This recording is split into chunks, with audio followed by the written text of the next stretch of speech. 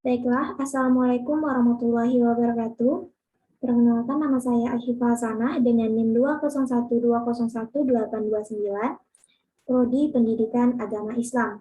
Di sini saya akan menjelaskan pertumbuhan dan perkembangan manusia dalam perspektif Islam. Untuk memenuhi tugas psikologi perkembangan anak, dosen pengampu Bapak Iskandar SAG, MSI, PhD. Baiklah, langsung saja. Pengertian perkembangan dan pertumbuhan manusia dalam perspektif Islam. Dalam kehidupan, proses pertumbuhan dan perkembangan manusia merupakan perubahan yang tetap dan tidak dapat diputar kembali, sunnatullah. Secara garis besar, dimulai dari saat masih dalam kandungan ibu, kemudian menjadi bayi, anak-anak, remaja, dewasa, hingga menua. Al-Quran dan hadis secara umum membagi kehidupan manusia, pertumbuhan dan perkembangan di dunia menjadi dua kategori besar, yaitu prakelahiran dan pasca kelahiran. Masing-masing tahapan ini juga dapat dibagi atas berbagai bagian lagi dengan istilah dan periode yang berbeda-beda. Dalam surah Al-Imran ayat 6 yang menjelaskan, dialah yang membentuk kami dari rahim sebagaimana yang dikehendakinya. Dan tidak ada Tuhan selain Dia yang Maha Perkasa lagi Maha Bijaksana. Prakelahiran itu sendiri ialah manusia diciptakan dari nutfah, tetesan, kemudian dirubah menjadi alaqah, segumpal darah, kemudian menjadi mudghah, segumpal daging, dan seterusnya. Dalam Al-Quran dinyatakan, sesungguhnya kamu melalui tingkatan demi tingkatan dalam kehidupan. Surah Al-Insyiqaq ayat 19. Periode prakelahiran telah ditentukan, biasanya 9 bulan dalam keadaan normal seperti yang dinyatakan dalam hadis lainnya. Namun, Al-Quran juga menyebutkan bahwa ada kasus-kasus pengecualian di mana periode kelahiran ditentukan, sebagaimana sebelum atau setelah waktu yang normal.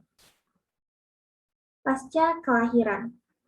Pasca kelahiran itu sendiri yaitu di mana secara umum ulama Islam membaginya atas 4 tahapan besar, yang masing-masing dibagi lagi dalam tahapan yang lebih kecil. Dalam komentarnya tentang ayat-ayat ini, Gumi 1922 sampai 1992 mengatakan sebagaimana berikut. Beberapa ilmuwan muslim mengatakan bahwa kehidupan manusia setelah lahir dapat dibagi menjadi 4 tahapan besar. Yang pertama, 0 sampai 33 tahun pertumbuhan dan perkembangan akhir masa muda dan memiliki kematangan penuh dari fisik dan intelektual. 33 tahun sampai 40 tahun tahapan menetap.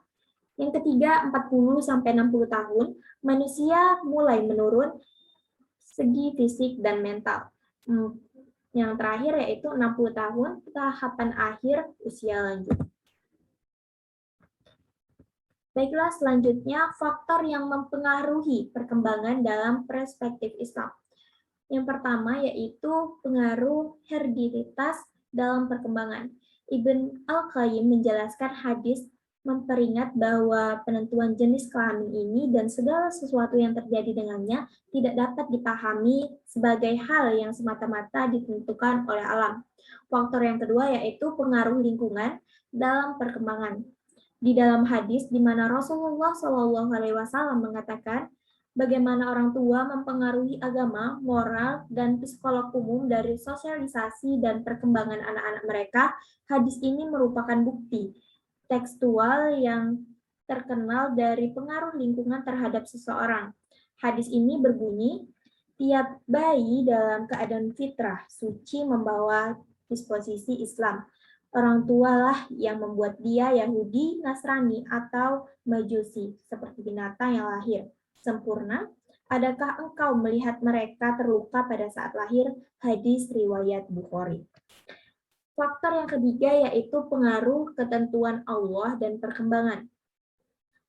Contoh yang paling mencolok adalah riwayat Nabi Isa alaihissalam lebih Ibn Maryam. Allah membuatnya dapat berbicara dan buayanya. Sebagaimana kita ketahui, perkembangan bahasa merupakan bagian integral dari perkembangan kognitif. Dalam situasi normal, anak-anak mulai berbicara pada usia 3 tahun sepatah atau dua patah kata. Dan sejalan dengan itu mereka mulai mengembanginya pembendaharaan bahasa. Perbedaan individu dalam perkembangan menurut Al-Quran. Perbedaan individu merupakan kehendak Allah dan ditentukan melalui pembawaan hereditas dan pengaruh lingkungan. Al-Quran menyatakan bahwa Allah menciptakan dan membentuk suatu manusia dalam rahim ibunya dengan cara dan bentuk yang berbeda, unik seperti yang diinginkannya. Cukup sekian penjelasan dari saya. Saya ucapkan terima kasih. Semoga bermanfaat. Saya tutup. Wassalamualaikum warahmatullahi wabarakatuh.